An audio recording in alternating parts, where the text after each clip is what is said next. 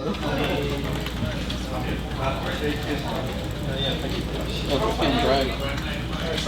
Can you solo it?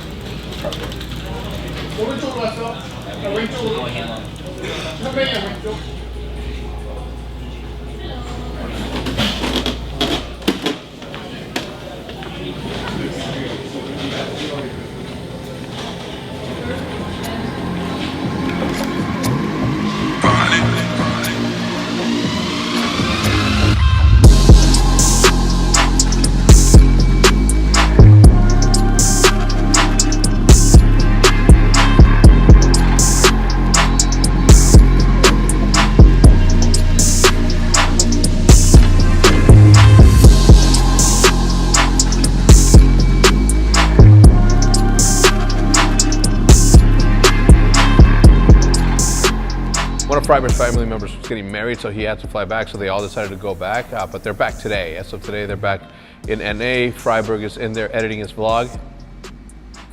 Yes, I said that right. He's editing his vlog. It's always good to see people adopt the OpTic culture as soon as they come in. And Freiberg, look, some people hate money, okay? Some people hate sharing their lives with their fans. You know, other people like my man Freiberg, it's all about that. Dude, the transitions, I love them. A lot of these, like, you know, skipping a small bit in Vegas, so instead of having like the fade, it's just dark for like a half a second, then the next clip comes on. You're doing a great job. No, he's just the one who has to prove it. How long is it? 10 minutes. Oh, he okay. told me. Yeah, you should, is your channel partner? No. Oh, okay. But I will be. Yeah. Whenever, I mean, I'm sure we'll partner you. How many subs do I have? He said I needed more than 400. I created it today. Yeah. Where do I see how many subs I have? I was his first sub, by the way. You were? Yeah. That's true. 552. I can go as partner now. Yeah, I mean, I'm sure Hex can like set it up for you, but yeah. If you get it partnered, then you can like monetize the videos, and then there's obviously you can just watching the subs and the views and the monetization go up. I don't even understand YouTube. Do you get like money out of viewers or ads? Out of ads. So how many people watch your ads? That's where everything comes from. Look, so far we've had to play a couple of matches. I think in Epicenter qualifier we had to play against Cloud9, and not just Cloud9, Cloud9 on the West Coast. So it wasn't like our ping was super high, so we ended up losing that match 0-2, which is good. I'm gonna tell you why it's good, because it now adds that extra level of storyline to when we actually play them in a live setting. Not that I have anything against them, you know, I still like Tarek and I still like Rush, but it's gonna be cool to compete against them. You know what I'm saying? Nothing top mid though. B, coming B, I'm hiding bulk. Out B, I'm hiding, don't die. 3 guys out, don't die guys. One in B-ups. Close kitchen. Joining OpTic is the best thing that has happened to me in my CSGO career. The fans are really good, and everything about OpTic is amazing. The people in OpTic are like family to me already, so it's the best thing that has happened to me in CSGO. So when we went back to EU, we just wanted to practice a lot, as much as we could, and against the best teams in EU. So every day we basically just played like 7 or 8 hours of scrims and focused on improving everything. And lately it has been getting much better than before. Now that we're gonna be basically bootcamping for an entire month, we're gonna have a lot of official matches every day, and we're just gonna grind CS all day, every day. Just focus on improving the individual skill of everybody and get the top level everybody can be. And we're just gonna try to qualify for as many things as we can and just win everything. Alright, perfect. That's pretty much it. Okay. Is there anything else you want to say? No, not really. Alright, man. So Hex and I have been traveling, literally world traveling. Okay, world in terms of Texas to Chicago. Actually, it's more him just flying from Chicago to Texas, because I'm already set up in Texas and I have residency here. So, you know, I've been going back and forth from Texas to Illinois, and then from Illinois back to Texas, trying to figure out the move, trying to figure out what the office space is going to be. You know, there's going to be more information that comes out, but you know, some of the stuff that's been said is true. I won't go into specifics because we just can't go into specifics yet. But when we do, you guys are going to be very, very happy. You guys, if anything else, you're going to be able to see what happens when we really have the unlimited resources that we are ultimately going to have when this whole thing happens. We've been all over meeting with advisors. We'll call them advisors for now. You saw the Overwatch announcement. Obviously, we couldn't have done that without some help. We'll get into more of that later. Right now is not the time for it.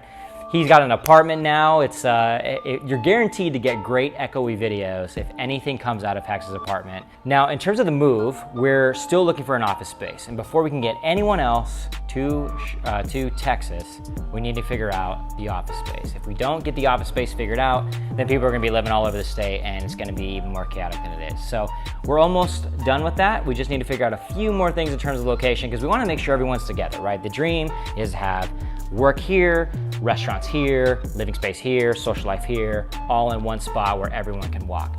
So we're getting closer to getting everyone to Texas. Basically every day we're meeting with people left and right. If we're talking about the Overwatch roster, on average I have 3 to 4 meetings a week in terms of how we're gonna be building out our Overwatch roster. We make very precise expansion moves in OpTic. You guys know that. Sometimes you get mad at me for not acting quicker, or sometimes you get mad at me for not doing it when you guys want it. So in this case was the exact same reason, right? I personally just wasn't ready to step into that game. You know, it wasn't until I started watching it and started enjoying it a little bit more that we then started to say, you know what, I think that we should at least consider it a little bit more than we have in the past. And then they announced the Overwatch League, and at that point there was a lot of positive reassurances from the league. It legitimizes it a little bit more. It makes it a lot safer for us to be able to say, all right, we're going to invest X amount of money to be able to do this, and it's going to be good because, you know, this is the way that it's going to be structured. The beauty about this is that we are, for the first time, going to be able to see what it looks like to really adopt the traditional sports culture into this thing, with having regions assigned to people. So we're going to be the Houston something. I was about to say that. We're not allowed to say the name yet because we haven't announced it. It's going to be the first time that esports is going to be, again, doing things the way the traditional sports have been doing it. As of this point, and up until this point, esports has been very broad in the way that we do business. We don't call ourselves the Chicago OpTic, and we've been here for 7 to 8 years. The good thing about this is that, one, we're creating a brand new brand, that's going to fall under the OpTic umbrella, and we are going to only utilize that for Overwatch, which is cool because we then get to have that sub brand or that sister brand that competes in a league that is structured somewhat differently to what traditional esports look like. Overwatch is still moving forward at a good pace. Now I know that when I last left you, I said we'd be doing some updates about the roster. We are getting closer, and no, I'm so sorry, we're not gonna release any names yet, but I can promise you this. We've signed 2 people, and we've signed a general manager. So it's literally almost done. I anticipate that by the end of this week, we'll have progress on 2 to 3 more players, maybe one of them being staff, because we do need to figure out staff, right? We still need a general manager, analysts, and of course we have to figure out the players. So we're really trying to make this thing very organized, and we will save those names for a future episode of Vision because we want to be able to coordinate and get them on here for an actual interview. We don't just want to do, we don't want to pull them in from Skype if we have to, right? I know you guys want to see some people up close and personal. So bear with us. I promise you we are making progress on that, but we want to announce it when the time is right. When the time is right, and we're almost there, almost there. We've hired experts in the field, and we are allocating a lot of resources to making sure that this camera follows them to the point to where we have now established with Call of Duty, Halo, Counter-Strike, and Gears of War. So if anything, Vision just got longer and Hitch just got sadder.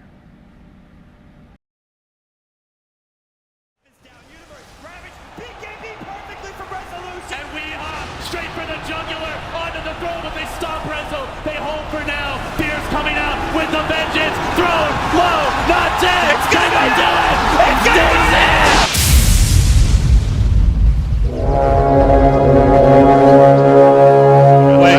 Load again, there's your BKB. Mystic Flare over the top on design. Can't kill him just yet though. S4 getting silenced, but nobody focusing anyone down. Pycat, he needs to clean up here. Requiem comes out, but it's a triple for Pycat. It could be an ultra. One more auto attack, that's all he needs. Instantly, Zybekin. It's too late. Zy got him as well. And now a 3-hero call, but Cogs come in, push Puppy back. Zy gets silenced. The chase onto him from Ake. Can he finish him off? Low. It's a rampage! Pycat out of his mind and the chase further. It's not enough to survive. Then again, 9 minutes over Sean BBD. Sunrise coming in on target. He evades arrow and Sunrise BBD through the trees. Unbelievable. He's on the way out. YYF, 9 minutes down. He's alive. Down for the final wave. Lasso, they need to bring down the life stealer. And they're gonna get him. Somehow life breaks forward. Picked up control by Innocence. And then skewered back. A perfect synergy again. Under the tier 4 tower. He got him! Pulls him out at the last moment! Thank you for moving close to Bulldog. Bulldog trying to TP out. Is it going to work? Triple kill for Pycat. Full focus out of the base. I don't think they can. Nope, it's going to go down. It's a time back on the man. Ultra kill for Pycat.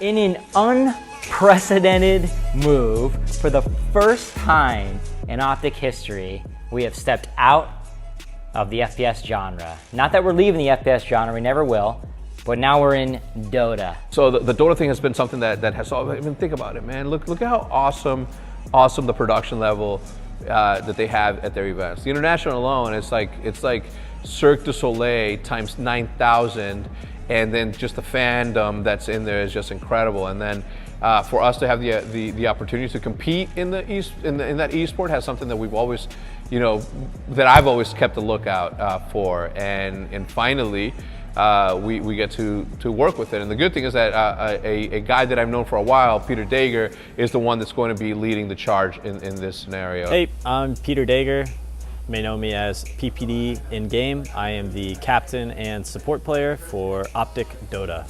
Dota is a 5v5 game where both teams and all the players control one specific hero and use items and abilities to fight your opponents.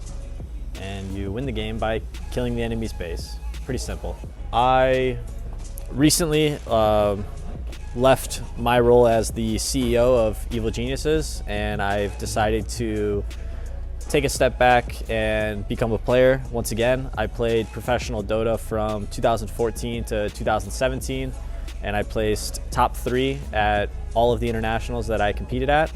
Last year I didn't play at all, but this year I thought it'd be fun to give it another go. So I found a group of 4 guys and myself, and we're out here doing our best. And OpTic contacted us and was interested in expanding outside of FPS, so we were happy to oblige. We had a consultant who was kind of looking into the space and knew it quite well that PPD was kind of stepping out and wanting to do and build his own team, and yet here we are, the opportunity comes our way, so we're negotiating with them, trying to fix CSGO.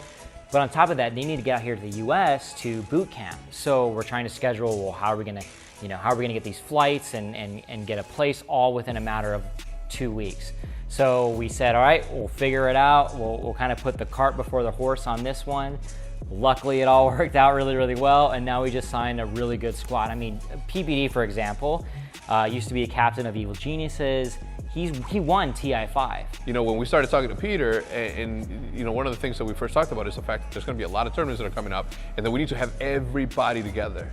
Okay, we have 2 Americans and 3 Europeans. Okay, so we needed to bring them all together on, into a LAN setting, and it needed to be in Texas because that's where Jay and I are, or that's where Jay is at the moment, so we can double team this thing. In doing so, we found a really dope place called Java Cafe. Right now we're at a top secret boot camp in Dallas. I've actually got my geolocation set on my phone for Denver, Colorado, so all my tweets are going out incognito. But we're here boot camping and playing in 4 different qualifiers for LANs.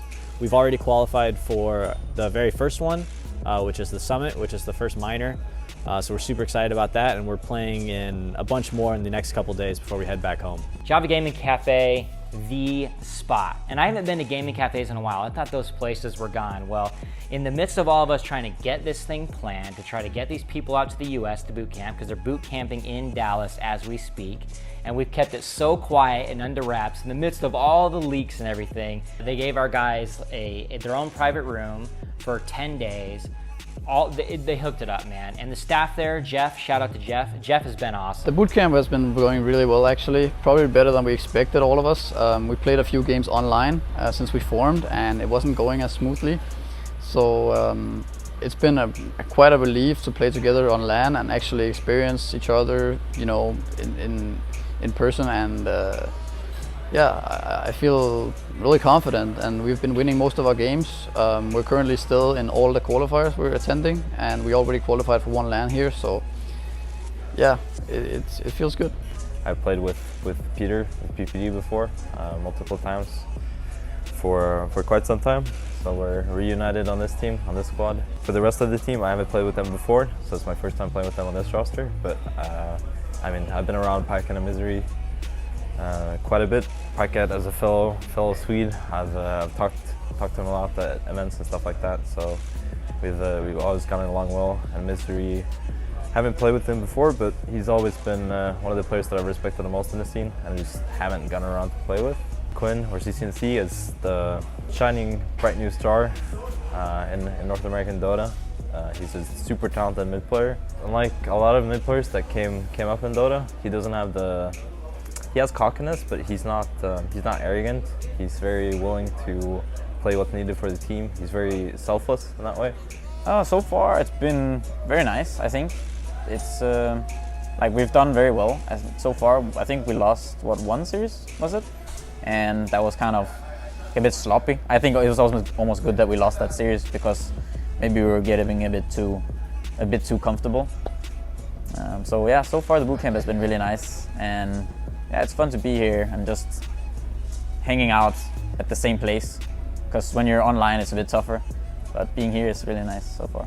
These guys have been playing like 3 matches a day, 3 different, I can't even keep up. And I told them from the beginning, listen, I watch the international because of how big and prestigious it is, because of what's at stake, okay? But as far as knowing,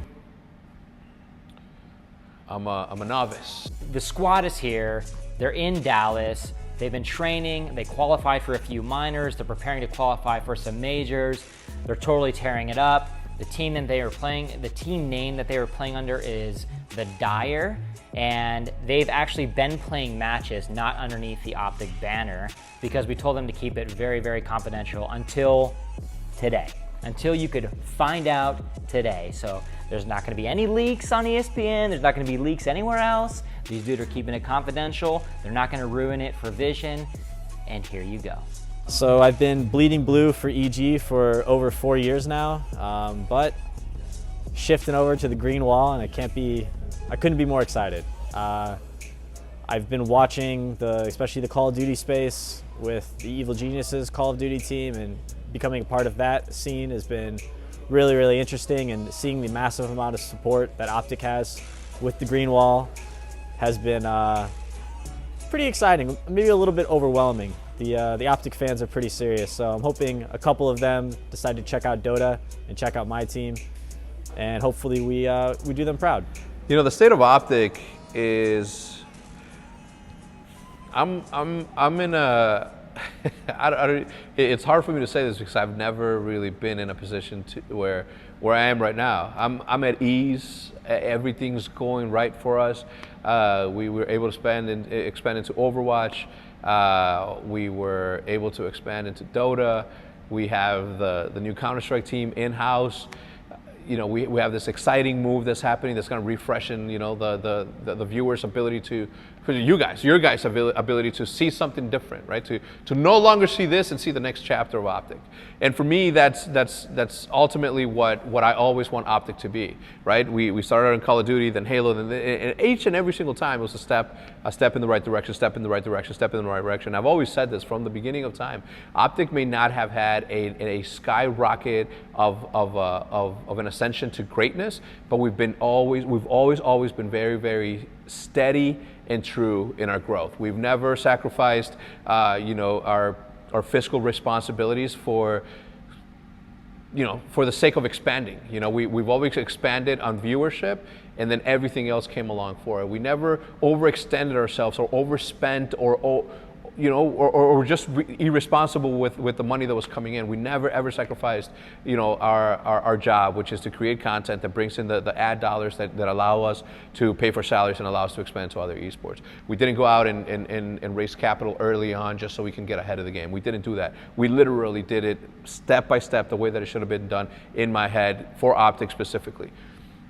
Everybody has their own path, everybody has their own abilities, everybody has their own story to tell and the way that they tell it. My story has been this one. OpTic's growth has always been steady but true. But now we're gonna add a little NOS to that. So now the Rockets take off.